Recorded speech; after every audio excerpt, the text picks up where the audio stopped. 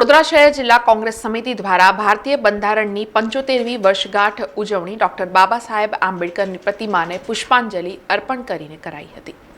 ભારતીય બંધારણને અપનાવવાની 75મી વર્ષગાંઠની ગર્વથી ઉજવણીના ભાગરૂપે વડોદરા શહેર જિલ્લા કોંગ્રેસ સમિતિ દ્વારા બંધારણના ઘડવૈયા ડોક્ટર બાબા સાહેબ આંબેડકરની રેસકોર્સ ખાતે આવેલ બાબા સાહેબ આંબેડકરની પ્રતિમાને પુષ્પાંજલિ અર્પણ કરી મનાવી હતી।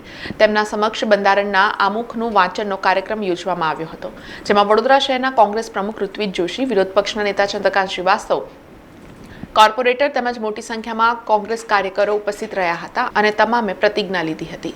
જ્યારે 75 વર્ષની સંવિધાન દિવસની ઉજવણી ચાલી રહી છે ત્યારે કોંગ્રેસ પાર્ટી અને દેશ માટે બહુ ગૌરવની વાત છે અને આપણો આ દેશનો જે ગૌરવવંતો ઇતિહાસ એનું આ એક સુવર્ણ પાનું છે એ બંધારણ છે।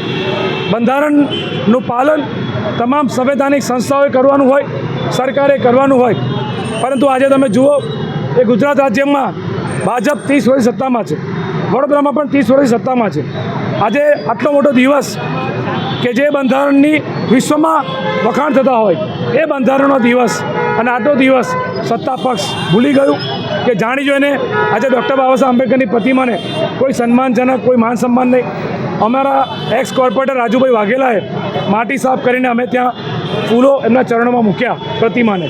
એટલે આ ભાજપની માનસિકતા છે અને આ એમનો ઇતિહાસ છે, કારણ કે જ્યારે સંવિધાન બન્યું 26 નવેમ્બર 1949 એ સમયે 30 નવેમ્બરે ભાજપની વિચારધારાનું જે મુખપત્ર હતું ઓર્ગેનાઇઝર, એમાં પણ સંવિધાનની વિરુદ્ધમાં આ લોકોએ ટીકા કરી હતી। એટલું જ નહીં, ડૉક્ટર બાબા સાહેબ આંબેડકર માટે પણ આ લોકોએ અપમાનજનક શબ્દો ભૂતકાળમાં કહ્યા છે। ત્યારે આ લોકોની કહેની ને કરણીમાં ફરક છે। ચૂંટણી આવે ત્યારે પોતાની વોટ બેંક ઊભી કરવા બંધારણ યાદ આવે, ડૉક્ટર બાબા સાહેબ આંબેડકર યાદ આવે ભાજપના નેતાઓને, અને આજે જ્યારે આટલો મહત્ત્વનો દિવસ છે ત્યારે આ લોકો એને ભૂલી ગયા છે। સત્તા પર બેસીને સત્તા અપાવનારનું જો તમે અપમાન કરતા હોય એ કેવી સત્તા ચલાવશો? આ જે સંવિધાનના દ્વારા જે હકો આપ્યા, રિઝર્વેશન સીટ આદિવાસીને, બેકવર્ડને, ઓબીસીને, એ શાના માટે? કેમનો સમાજ ઊભો થઈ શકે, એમના છોકરા બી ભણી શકે, એમના છોકરા બી લડી શકે, પોતાનો હક મેળવી શકે। આ બધી તાકાતો આપનારનો આજે જ્યારે સંવિધાન દિવસ હોય ત્યારે દરેક લોકોએ સંવિધાનને બરાબર વાંચવું જોઈએ, સંવિધાનની રક્ષા કરવી જોઈએ।